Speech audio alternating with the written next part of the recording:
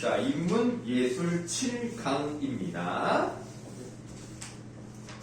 뭐 다 설명드릴 필요는 없고요. 두 번째 문단과 세 번째, 네 번째, 이 정도 읽으면 될 것 같습니다. 두 번째, 네 번째 문단만 읽으면 답이 나올 것 같아요. 두 번째 문단을 보도록 하겠습니다. 자, 이런 관점에서 아도르는 진리성을 지닌 음악을 진지한 음악으로 봤어요. 자, 진지한 음악이 나왔습니다.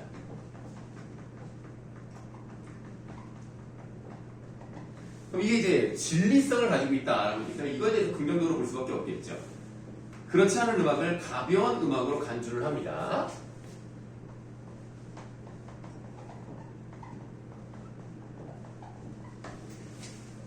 이 둘은 진리성의 유무뿐 아니라 사회와 관계를 맺는 양상에서도 차이를 보인다고 했습니다.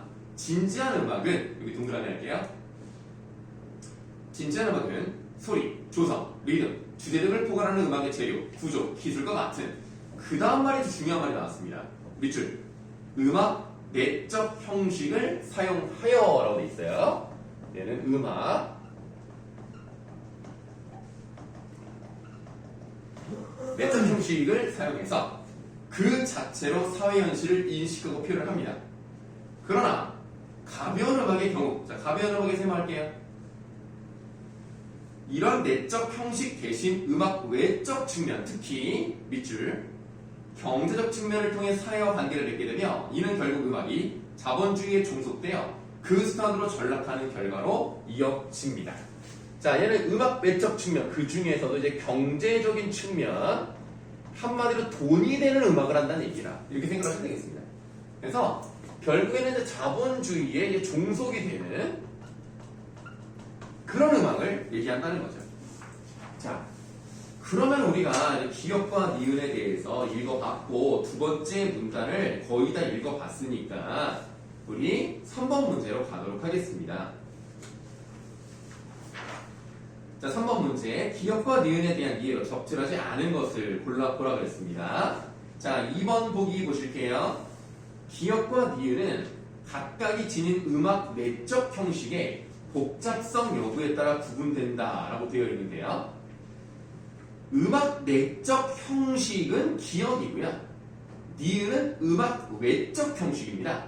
그러니까 음악 내적 형식이 복잡하냐 복잡하지 않느냐로 구분하는 게 아니기 때문에 2번이 틀렸고 2번이 답입니다. 자, 보기 5번을 보세요. 기역은 음악 자체의 내재한 습성을 통해 사회를 표현하지만 아까 우리가 봤죠?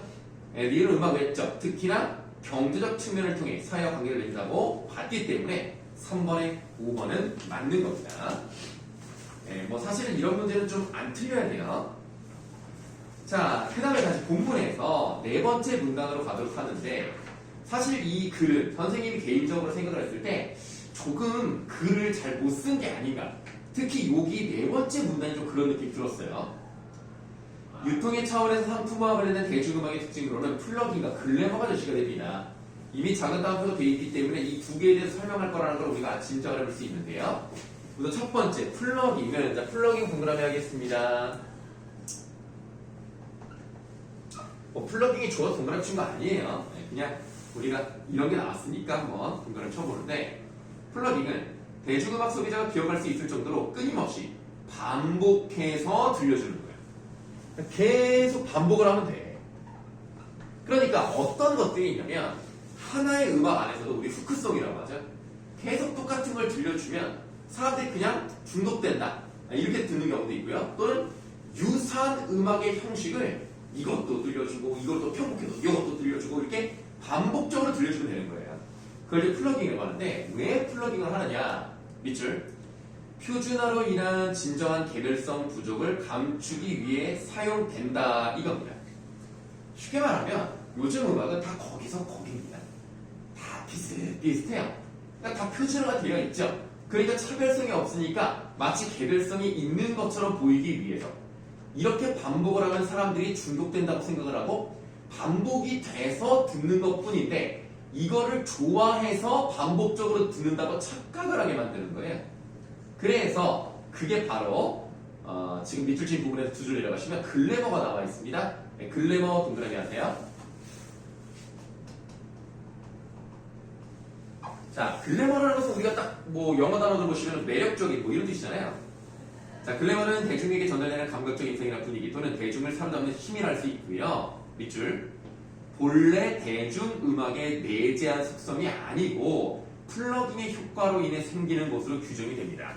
자, 얘는 음악에 내재되어 있는 속성이 아니고요. 플러깅 때문에 생겨나는 것이다. 그러니까 플러깅처럼 다시 말하면 반복하는 게 없으면 음악에 대한 매력을 느끼지 못하는 게 바로 요즘 대중음악의 현실이다. 이건 음악 속에 들어있지 않습니다. 플러깅 때문에 나타나는 것 뿐이에요. 플러깅을 통해 청취자는 개별성이 결여된 음악을 반복적으로 들으면서 이 음악의 화려함, 당당함과 같은 매력, 즉 글래머를 지닌 것으로 느끼게 됩니다. 음악 내적으로 결여된 개별성은 플러깅에 의해 음악 외적으로 부여된 글래머로 보완되고 청취자는 이러한 글래머를 음악 자체의 성질 또는 스스로 느끼는 감정으로 인지하게 되는 것이다. 청취자는 반복적으로 듣기 때문에 매력을 느끼는 것인데 이를 매력을 느끼기 때문에 반복적으로 듣는 것을 오기하게 된다. 이런 식으로 나왔죠. 그러니까 다시 말하면 플러깅이 먼저 있어야 글래머가 나오는 겁니다. 글래머는 원래부터 생기지 않는 거예요. 음악 내적인 게 아니고 글래머를 미리 계획할 수도 없습니다. 자, 그러면 5번 문제로 가실게요. 5번 문제에 적절하지 않은 것을 골라보라고 했습니다. 자, 아도르노의 대중음악 분석은 2010년대 초중반에 방영되었던 인기 TV 프로그램인 땡땡 땡땡땡. 이거 혹시 뭔지 아시겠어요? MBC에서 했던 유명한 프로그램입니다. 가수들이 막 나와가지고 노래 불렀어요. 2010년 정도라고 하면 니네가 애기 때네. 슈가맨? 아니, 슈가맨 아니에요. 슈가맨은 아마 JTBC일걸요? 그리고 슈가맨은 3글자잖아요. 얘는 5글자고. 다섯 글자예요? 네, 5글자예요. 뭐뭐뭐. 10년대? 이때 굉장히 인기가 많았을 때가 임재범 나왔을 때. 임재범, 이소라, 김영우. 나는 가수다예요. 이 나는 가수다가 지금 가요 프로의 어떤 뭐랄까 원조격? 그래서 이게 인기가 있으니까 이제 불후의 명곡이 나온 거예요. 불후의 명곡이 지금까지 살아남았는데 나는 가수다는 이제 이미 옛날에 폐지가 됐죠. 뭐 어쨌든 간에 이게 이제 어떤 식으로 하냐면 아무리 유명한 가수라 하더라도 탈락을 하기 때문에 어떻게든 살아남아야 되잖아요. 그게 어떻게 불러? 일단 소리를 막 질러. 그러니까 막 오바를 하면서 부르는 거야. 우와! 뭐 이렇게 하면 사람들이 막 좋아하니까. 그러니까 잔잔하게 부르는 사람 다 떨어져. 그래서 가장 오바스럽게 부르는 사람 중에 한 명이 윤민수. 그 사람이 그렇게 오바를 해. 그 조용필이 충고를 했어요. 그렇게 부르지 말아라, 노래를. 근데 윤민수가 그렇게 부르는 거야, 계속. 그래서 계속 그런 식으로 이제 만드니까 사람들이 결국에는 즉흥적으로 하는 것처럼 느껴지지만 이미 다 사전에 그렇게 하도록 편곡을 해놔요. 그렇다는 것은 결국 뭡니까? 다 표준화가 됐다는 얘기죠. 결국 다 똑같은 패턴으로 간다는 겁니다. 그래서 지금 이 말이 밑에서 4번째 줄에 나와 있습니다. 00000 나는 가수다의 편곡 패턴에 규격하는 실험적 공연 시도 문화를 안정된 공연을 지향하는 가수의 규격화된 공연 패턴과도 논리적 궤를 같이 합니다. 이 프로그램은 인기리에 방영되면서 음원이 널리 판매되었고 프로그램에서 자주 다뤄진 1980에서 90년대 인기곡이 부활한 것은 물론 새로 창작, 발표되는 곡도 1980에서 90년대 히트곡의 유행을 따르는 경향이니까 매번 똑같은 패턴으로만 우리는 음악을 듣게 되는 거예요. 자, 그러면 보기 2번 보시겠습니다. 자, 지금 여기 있는 두 학생이 다 2번을 골랐습니다. 과연 이것이 답인가 아닌가? 프로그램의 인기를 끌고 음원이 함께 판매되며 과거의 인기곡들이 부활하면서 대중음악 청취자들이 플러깅의 과정을 겪게 될 것을 보여준다라고 했죠. 플러깅은요, 반복해서 듣게 만드는 거거든요. 그러니까 같은 음악을 계속 같게 듣게 만드는 거든가 아니면 패턴을 똑같이 해서 표준화를 만든 다음에 계속 반복적으로 들려주는 것도 플러깅으로 볼 수 있기 때문에 2번은 답이 아닙니다. 그런데 오답자는 2번이 가장 많습니다. 그럴듯했어요. 그러나 2번이 맞고요. 3번 보세요. 즉흥적 퍼포먼스를 가능하게 하는 변형의 여지를 사전 편곡 및 제작 과정에서 고려한다는 것은 글래머의 효과가 치밀하게 계산된다고 하는데 아까 말씀드렸지만 글래머는 원래 음악 속에 없어요. 없기 때문에 계산을 해서 할 수 있는 게 아닙니다.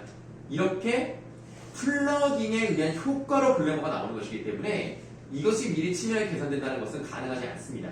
플러깅은 할 수 있거든요. 그 다음에 글래머가 나오는 거예요. 그래서 3번이 답이다. 이렇게 볼 수 있습니다. 자, 그럼 이제 다 불러드릴게요.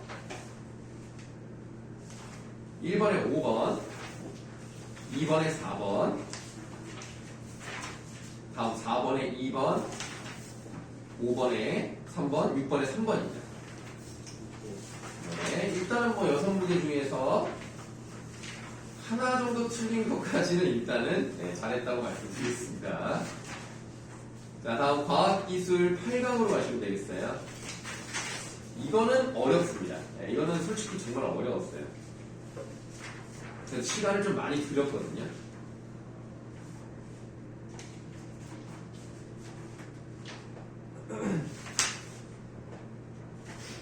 네, 이거 재밌는 게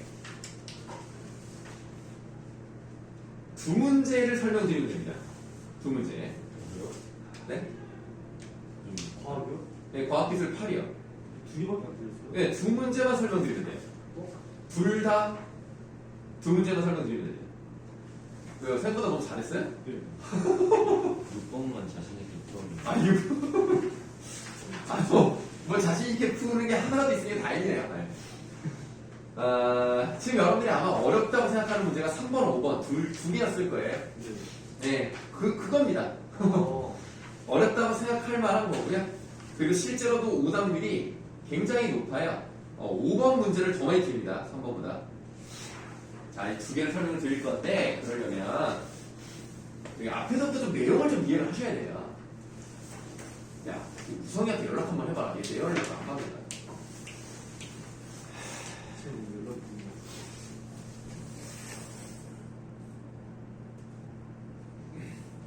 전화를 해볼까요? 아, 아니다, 연락 안 해도 되겠다. 아, 왔다, 연락.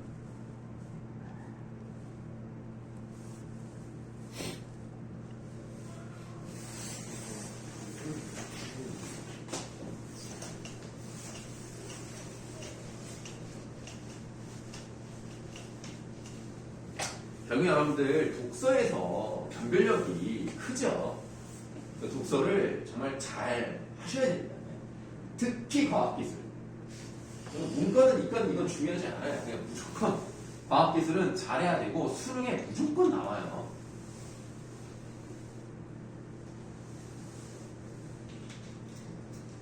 자, 한번 해봅시다. 자, 여러분들 이거 바꿨습니다. 네. 뭔가요? 히터. 네, 히터가 바뀌었잖아요. 원래 막 누르스름한 색깔이었죠. 네. 네, 아주 그냥 네. 선생님이 이런 대우를 받는 사람입니다. 우리 학원에도 기둥이다. 네, 이렇게 말씀드릴게요. 그래서 네. 노주. 어? 노주. 노조요? 노주. 아, 내가 말씀을 드렸는데 잠깐만. 내가 말씀을 드렸는데 반응이 없으시네. 다시 말씀을 드릴게요. 네. 자, 우리가 그 두 번째 문단을 한번 봐야 되겠습니다. 자, 신축 자외선 센서는 두 전극의 반도체가 연결하는 구조이다. 이때 신축성이 있는 고분자 기판 위에 반도체 물질을 양파망과 같은 그물 구조로 만들어 입힘으로써 반도체 물질 또한 신축성을 지니도록 한다. 많이 쓰이는 반도체 물질 중 하나가 산화아연이다. 네, 그 다음에 이제 빗줄 한번 해볼게요. 반도체 물질은 양전하인 전공의 흐름이 전류인 P형 반도체와 음전하인 전자의 흐름이 전류인 N형 반도체는 아닙니다. 자, 이거는 뭐 별로 어렵지 않아요. 그러니까 양전하가 전공이고 그 전공이 흘러서 전류가 흐르면 P형, 음전하인 전자가 흐르면 N형입니다. 뭐 이거 어렵지 않습니다. 자, 그래서 산화 아연은 전형적인 N형 반도체이다 라고 이제 써있네요. 그럼 우리가 산화 아연이라는 것은 전자가 흐르네. 그럼 전자가 잘 흐르면 어때요? 전류가 잘 통하는 거고. 전자가 흐르지 않다. 다시 말해 저항이 세다? 그럼 전류가 흐르지 않는 거죠. 이 정도는 아실 거란 말입니다. 그 다음 그물망 형태의 산화 아연을 고분자 기판에 입히는 공정은 진공장비 안에서 이루어진다. 이후 진공장비에서 산화 아연을 꺼내면 공기 중에 있는 산소가 아연의 표면에 흡착을 합니다. 그러면 고체 표면에 기체가 흡착하는 현상은 물리 흡착과 화학 흡착으로 나뉘는데 밑줄 전자의 전달이 없는 물리 흡착과 달리 화학 흡착에서는 기체 분자가 고체 표면에 흡착하면서 전자를 주거나 받는 화학 반응이 일어납니다. 자, 진공장비에서 만드니까 산소가 없잖아요. 그러다가 진공장비를 만든 다음에 이제 꺼내요. 그럼 공기 중에 있는 산소가 아연에 붙어요. 자, 그러면 이 산소가 붙으면서 전자를 주거나 전자를 받는 두 가지 반응이 일어날 겁니다. 그러면 전자를 주면 전자를 주니까 전자 기여체라고 하는 것이고 전자를 받으면 전자 수용체라고 하는 겁니다. 어렵지 않죠? 자, 주면 기여, 받으면 수용. 반도체 물질의 표면에 전자를 주면서 흡착하는 전자 기여체 분자들과 달리라고 되어 있어요. 자, 일단 동그라미 가. 이 가가 전자 기여체 분자라고 되어 있으니까 얘네들은 전자를 주는 애들이고요. 이것과 달리 산소는 달리라고 했으니까 뭐예요? 전자를 받지 않겠습니까? 바로 하시면 됩니다. 전자 수용체 분자.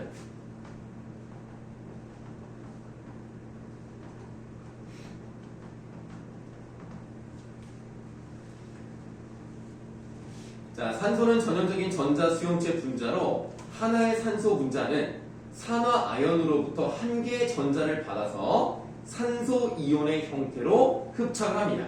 자, 반도체를 만들었어요. 그런데 거기에 산소 분자가 붙어요. 붙어서 어떻게 하냐면 산화 아연으로부터 전자를 받아서 이온의 형태로 붙습니다. 그러면 전자를 뺏어간 거랑 마찬가지거든요. 근데 아까 산화 아연은 무슨 반도체?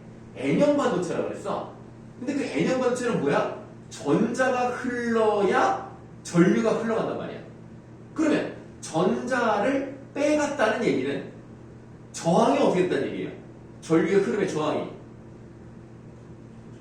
저항이 세졌다. 왜냐면 쉽게 흘러가려면 전자가 있어야 되는데 전자를 뺏어갔다는 얘기는 잘 흐르지 못하겠다는 얘기예요. 그래서 전자를 뺏어간 전자 수용체 분자는 저항을 크게 만들어서 전류를 흐르지 못하게 만드는 겁니다. 일단 여기까지 이해되세요? 실은 이해돼요? 자, 그럼 이제 넘어갈게요. 자, 산소 분자의 흡착량은 시간이 지남에 따라 증가하다가 일정 시간이 지나면 포화됩니다. 뭐 당연한 얘기겠죠. 계속 뽑아볼 수는 없으니까. 이러한 과정에서 밑줄 산화 아연 표면의 일정 깊이까지 전자 결핍 영역이 생겨서 그렇죠. 자, 지금 우리가 뭐 이런 걸 이제 만들었다고 치면 여기 산소가 이제 붙어요. 붙어서 이 속에 있는 전자를 뺏어 먹어요. 뺏어 먹다 보니까 여기에 전자가 많이 부족해지겠죠? 그럼 처음에는 이 표면에 있는 전자만 뺏어가다가 점점 깊숙이 들어가면서 뺏을 거란 말이에요. 그러면 어느 정도까지는 이 결핍 영역에 두께가 생기지 않겠습니까? 그 결핍 영역의 두께가 두꺼워지면 두꺼워질수록 전류는 통하지 않을 겁니다. 그쵸? 자, 그래서 본래 산화 아연보다 전기 저항이 커져서 전기 전도도가 떨어집니다. 자, 이게 지금 산소에 대한 얘기였어요. 이 산소는 전자 수용체이기 때문에 전자를 뺏어가서 일단은 저항을 크게 만들고 전류의 흐름을 낮추는 게 바로 전자 수용체 분자하는 역할이었다. 그럼 이제는 산소가 아니라 전자 기업체 분자로 전처리하여 만든 경우에는 이와는 반대 현상이 일어날 거예요. 그럼 어떻게 됩니까? 진공 상태에서 만들었죠? 전자 기업체를 흡착을 시켰죠? 그럼 전자 기업체는 전자를 주지 않습니까? 그러니까 자기 갖고 있는 걸 다 줘요. 그럼 전류가 어때요? 흘러 안 흘러? 안 할래요. 아니지. 다준 거 아니에요? 봐봐. 지금 내가 말하는 거는 산소가 이 동그란 애들이야. 네. 그리고 이 네모가 그냥 반도체라고 생각을 하세요. 동그란 애들이 반도체 속에 있는 걸 다 빼간다는 얘기예요. 이게 산소가 하는 역할이고요. 이게 전자 수용체면 전자 기업체는 반대가 돼야 되잖아요.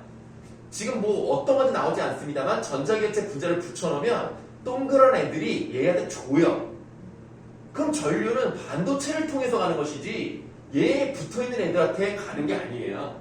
그러니까 얘네가 전자를 엄청 줘, 얘네한테. 아주 빼곡하게 줘.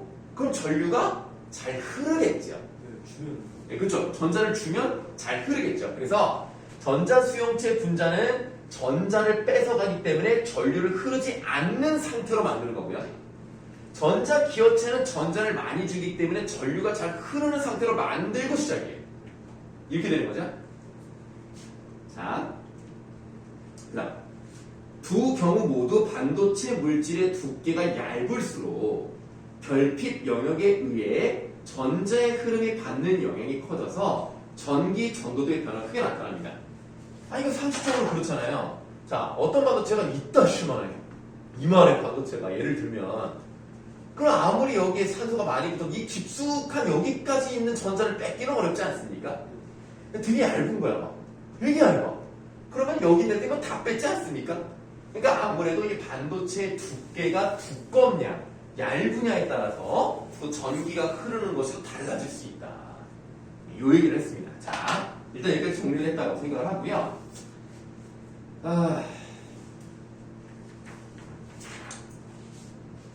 할 수 있는 걸 해볼까? 할 수 있는 게 있나?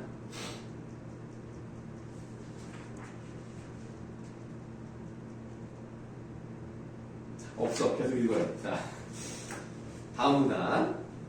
자, 이렇게 만들어진 센서에 밑줄에 봐요.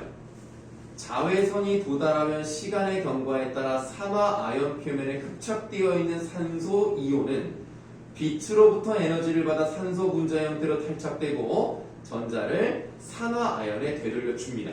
자, 잘 봐요.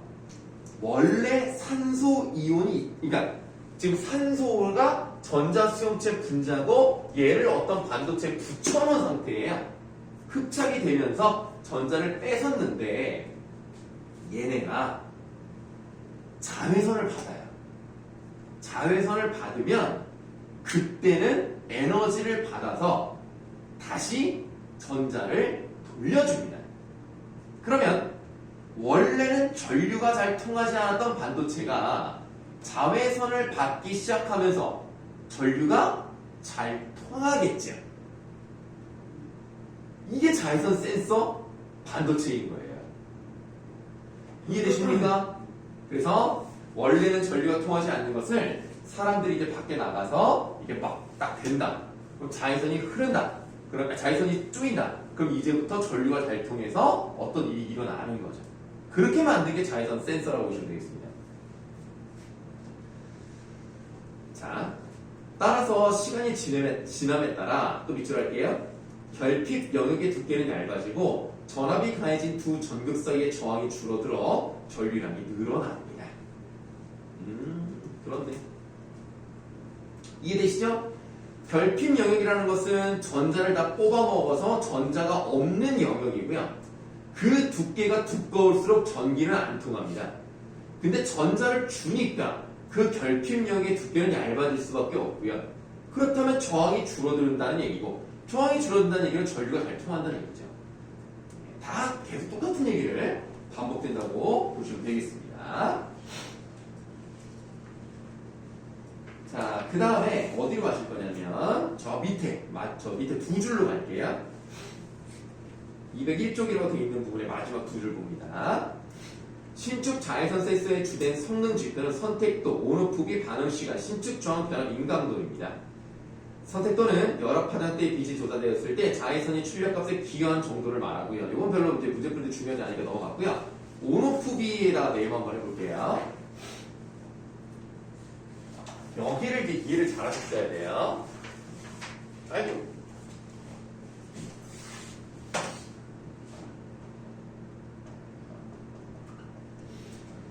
자, 온오프비라는 것은 밑줄 빛이 조사되기 전에 출력값과 빛이 조사된 이후에 전류가 일정이 일되는 정상 상태에서의 출력값의 차이의 절대값을 빛이 조사되기 전 출력값으로 나눈 것으로 정의된다. 일단은 말이 어렵죠. 차근차근 갑시다. 빛이 조사되기 전에 출력값이라는 얘기는 자외선을 쏘이기 전에 얘네들을 얘기하는 거예요. 자, 이제 뒤에 나오는 문제랑 연결을 시켜서 한번 말씀을 드려본다면, 만약에 빛이 조사되기 전에 출력값이 100일 수 있잖아요. 100. 그냥 100이라고 할게요. 그냥. 자, 그 다음에 빛이 조사된 이후에 전류가 일정하게 유지되는 정상 상태의 출력값, 그것을 예를 들어서 2라고 하겠습니다. 그러면 이 두 값이 나왔고 두 값의 차이니까 빼면 돼요. 그거의 절대값이래. 그럼 98이지.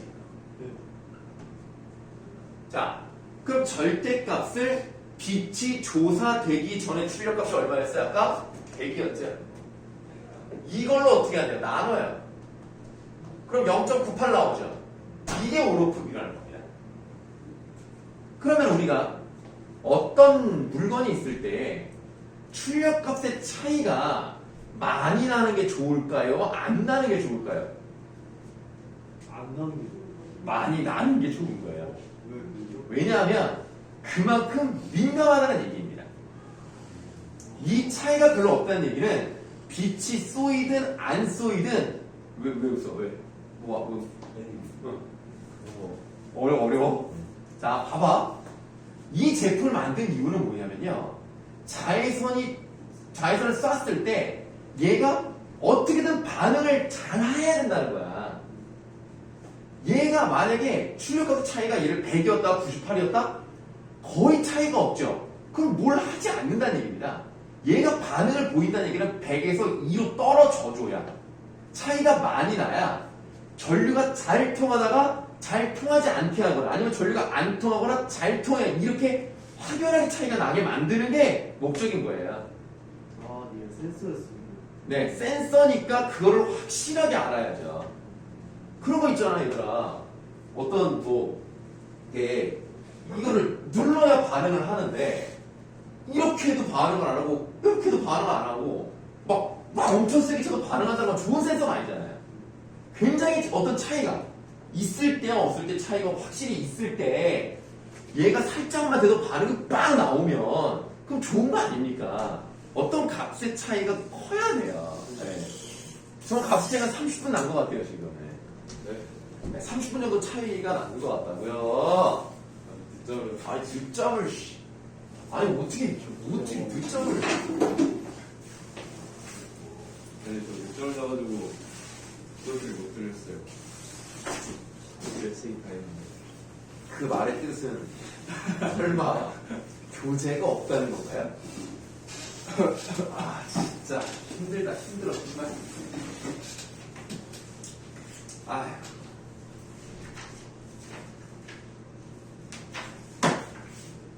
열심히 설명 중이었으니까 요거를 그냥 보세요. 아니, 앉아있어. 내가 갖다 줄게. 보기만 해. 내가 쓰지 말고. 앉아. 왜 서 있어?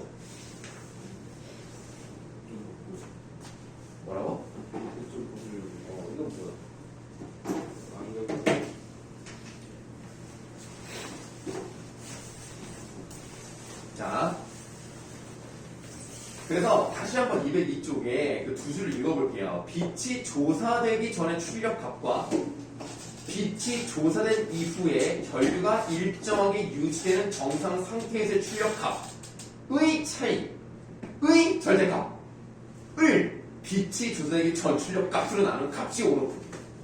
그게 바로 이거였다. 그래서 온오프기는 결국 뭐예요? 센서의 민감도입니다. 민감도에 비추하세요. 민감해야 좋은 거야. 센서가 둔하면 좋은 게 아니야. 반응이 확실하게 와야 돼요.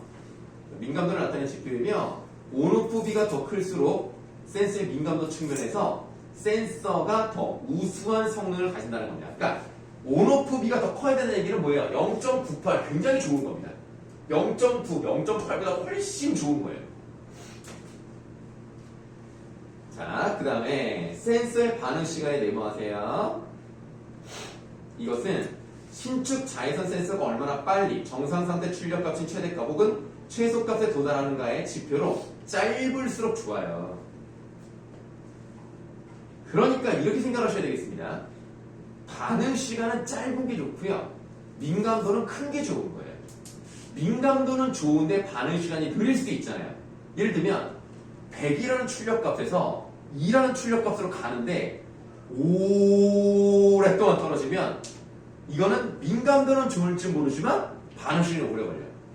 또는 어떤 거는 반응 시간이 굉장히 빨라. 쭉 내려가는데 100에서 50까지밖에 안 내려가.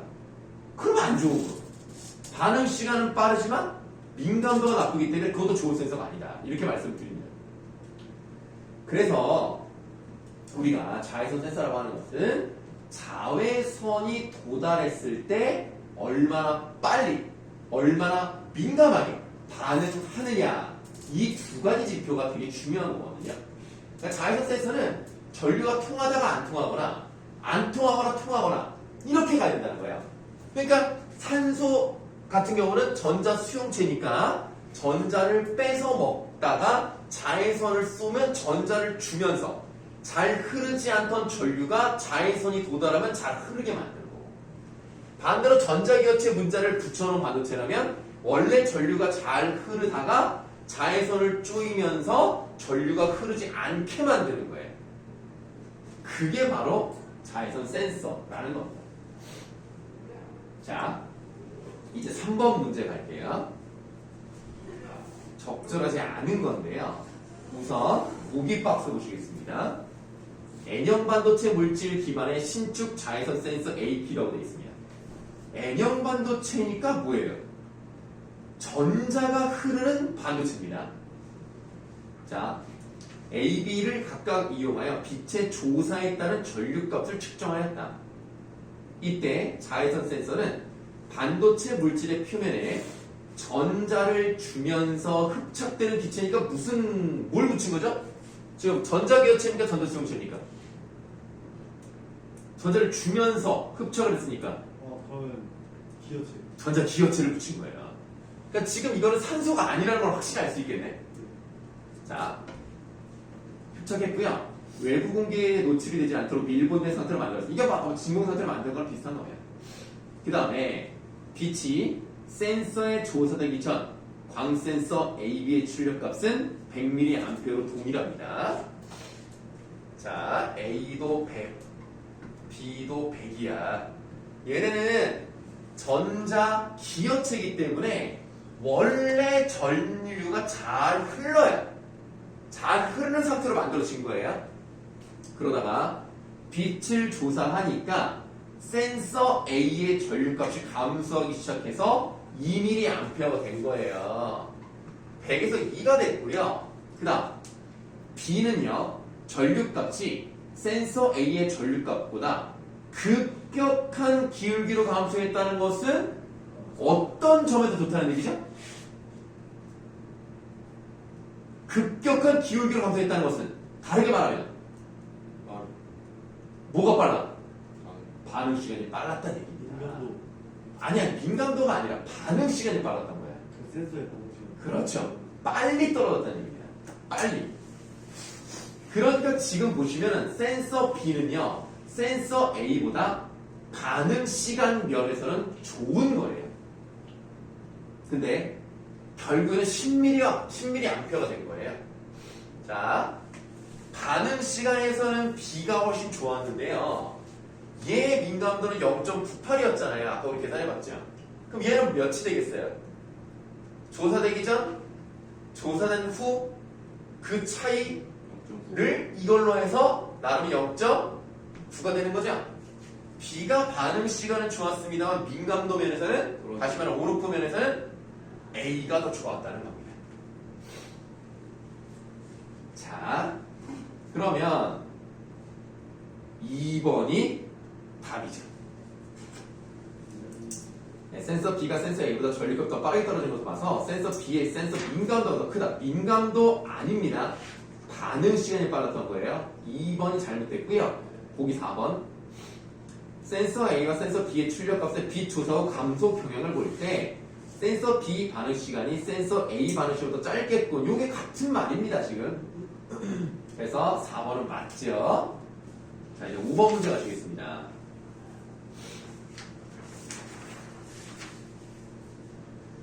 이 보기 박스를 이해하는 것부터가 어려웠을 수 있어요. 우리나라의 000 연구소는 최근 수십 나노미터의 직경을 가지는 반도체 나노선을 이용한 고성능 자외선 센서. 자, 고성능 자외선 센서라는 말은 다시 말하면 민감도가 높고 반응 시간이 빨라야 고성능이죠. 이 센서는 이보다 두께가 큰 필름 형태의 반도체 물질을 사용하는 자외선 센서의 성능을 뛰어넘었어요. 그러면 두께는 더 얇아질 가능성이 있습니다. 그래야 성능이 좋은 거니까. 다음, 수에서 수십 나노미터의 직경을 가진 원통 모양의 반도체를 반도체 나노선이라 한다. 직경이 큰 물체를 나노선으로 만들면요, 여기가 중요해요. 밑줄. 표면적 대 부피의 비가 획기적으로 증가한다라고 돼 있어요. 그런데 이 말이 좀 어려운 게 뭐냐면 둘 중에 하나거든요. 표면적 대 부피의 비율 아닙니까? 그러면 표면적이 그대로고 부피가 커졌거나 부피는 그대로인데 표면적이 넓어졌거나 둘 중에 하나거든요. 근데 우리가 상식적으로 생각해보세요. 좋다는 거야. 좋다는 거. 좋다. 이 고성능이기 때문에 부피가 커진 거야? 표면적이 넓어진 거야? 어떤 게 좋은 거야? 반도체라니까? 표면적이 넓어진. 표면적이 넓어져야 좋은 거죠, 여러분들. 상식적으로. 반도체가 부피가 커지면 좋은 게 아니잖아. 표면적이 커지는. 똑같은 부피를 가지고 있는데 표면적이 커진다는 얘기는 어떤 점이 더 좋다고 볼 수 있을까요? 우리가 했던 얘기를 잘 한번 생각해보세요. 효율적이다. 아니, 그러니까 왜 효율적이야? 왜? 이유가 있을 거 아닙니까? 인류가 이게 납작해가지고 그런. 잘 통하는. 잘 빼서. 아, 그게 지금, 자, 맞아. 맞는데 단면적이 넓어서 표면적이 넓다는 얘기는 얇은. 그러니까 뭐 그것도 아주 틀린 말 아닌데 많이 기체가 흡착하는 곳이 훨씬 많아진다는 얘기예요. 기체가 흡착하는 곳이 많아진다는 건 뭐예요? 뺏어 먹는 게 많거나 줄 수 있는 게 많다. 둘 중에 하나 아닙니까? 기업체는 많이 줄 수 있는 거고 기업체는 많이 뽑아먹을 수 있는 거고. 그러면 뽑아먹는 거를 기준으로 했을 때 뽑아먹었다가 자외선이 따면 또 엄청나게 많은 걸 또 줄 거 아닙니까? 그러면 민감도가 훨씬 좋아진다는 얘기죠.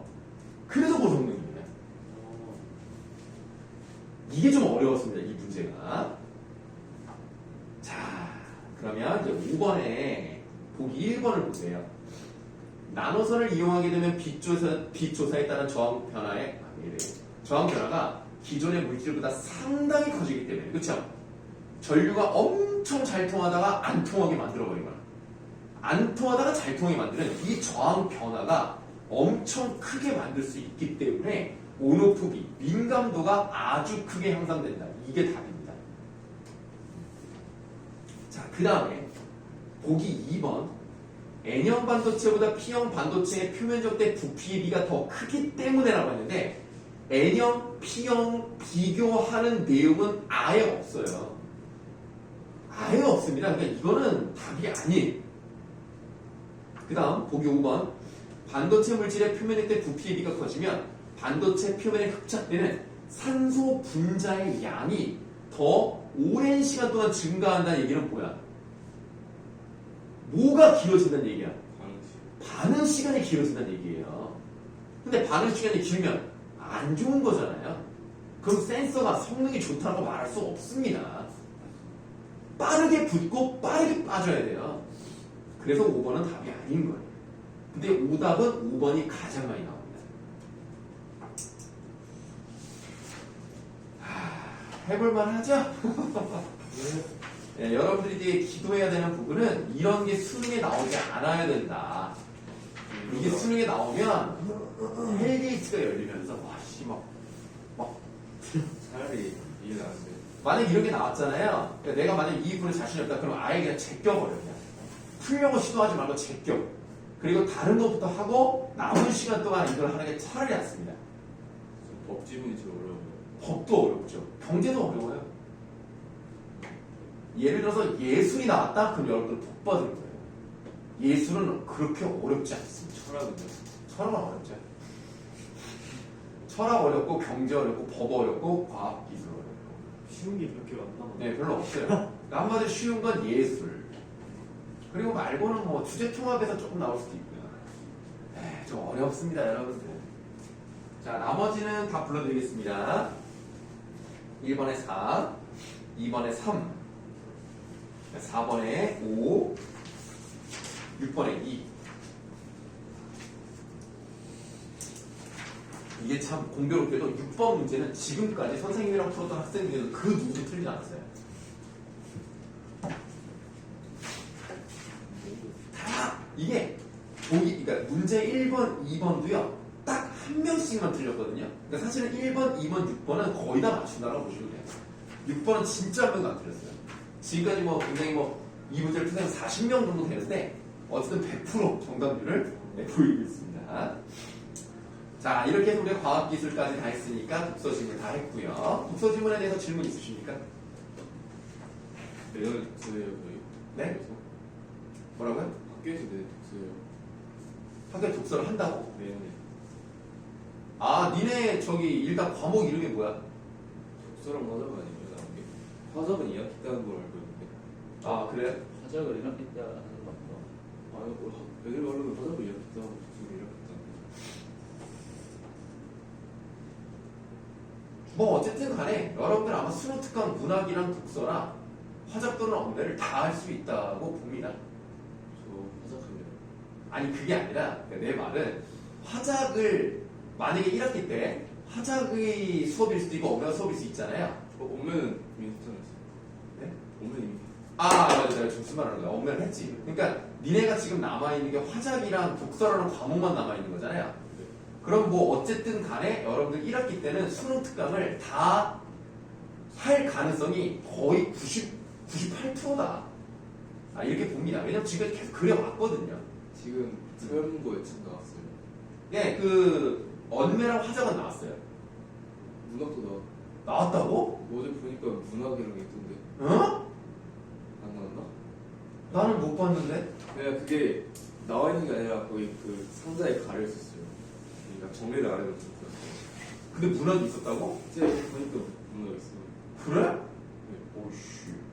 벌써 나왔어? 전과목 다 했던데. 이렇게 하나 이렇게 하나. 야 강민아 너는 어떻게 인터넷으로 주문했냐? 맞아. 뭐 하고 있는 거야? 빨리 서. 나는 저도 아직 안 썼어요. 빨리 서 이놈들아. 오늘 사서요?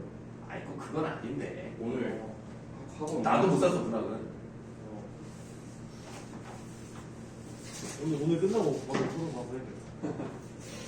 자, 그 다음에 여러분들 요 고전시가 12강도 사서 강의 어디 고전시가 12강 다 불러드려야죠.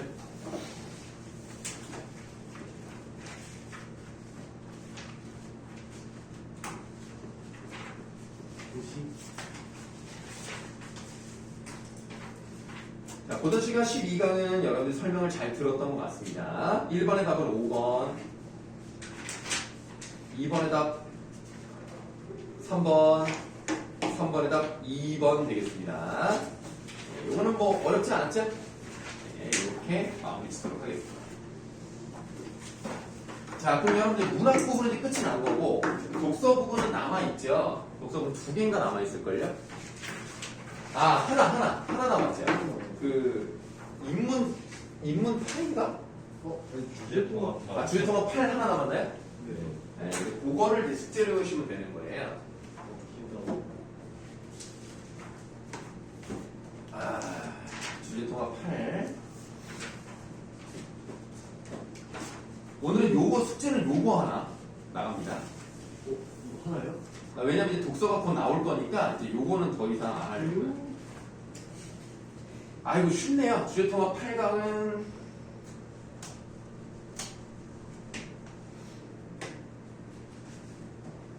(10분 30초네요) 이거 이렇게 긴데요? 근데 뭐가 중요합니까? 빨리 읽히는데. 심지어 있는데 10분 30초. 시간인데 너는 안 더했냐? 아니 왔었어. 언제 나왔지? 사서 하고 있냐? 어. 뭐 니 잘해 마노톤이야? 목요일 밤 11시까지 가능함? 나도 그거 있던데. 야 이놈들아 내 말 들어봐. 네 11시까지 가능함? 네. 11시 학원이 끝나요. 그럼 수요일에 보내. 아 근데 목요일 어차피 방학 중에 우리 학교 안 가요. 방학이야? 방학이겠지. 화요일은 이게 끝이에요. 진짜. 야 오늘은 진짜 요거만 끝. 요거만. 와 맛있다. 맛있다. 아, 이제 앞으로 이제 수능특강이 이제 나오니까 이제 그걸로 이제 가야죠. 그러니까 여러분들 계속 이제 독서랑 문학 두 개를 이제 투트랙으로 갈 겁니다. 네. 여자분요. 화장을 안 할 거예요. 그러면 뭐 사면 돼요? 독서 너무 목요일 보여줘. 독서랑 문학은 일단 사셔야 되고 당연히 네 선택 과목 둘 중에 하나 있잖아. 네. 넌 엄매냐? 맞아. 수능이요? 어. 어디? 고민이 아직도? 아직도 모르겠어요. 아 그러면 안 되지. 빨리 결정을 해야지. 저 이제 3월달에 이제 그걸로 시험 봐야 되는데. 근데 저 엄마가 맞아요. 안전빵이긴 하죠. 근데 저 네? 엄매 진짜 너무 약한데. 근데 왜 안전법이야? 시간 단축이 좋긴 한데. 우성이는 뭐 할 건데? 다 어, 화장만 안 그거 할 아니야? 저 근데 응. 저는 근데 국어 3등급 맞은 데서 어. 이제 가야 되게 국어를 잘. 저 그거 3 맞아요. 아 더 잘하면 안 돼? 더 잘해도 좋긴 한데 최소 안정권 3등급. 아, 네가 화작을 푸는 속도를 늘리면 2등급까지 올리면. 네가 가고자 하는 곳은 일단은 3등급 안쪽으로만 들어갈 수 있는 거야? 아니 국어는. 국어는? 네. 근데 다른 거에서 잘하고 지금 국어가 조금 안 돼도 합치면은 된다. 수학 표점을 찢으면서. 저도 화장입니다, 선생님. 아? 저도 화장이에요. 아 근데 원래는 하고 싶은데 진짜 수학 원래 잘해? 못해서. 수학이요? 그래도 지금 2등급 나와요. 오. 알겠습니다. 아 근데 원래 하고 싶긴 한데 너무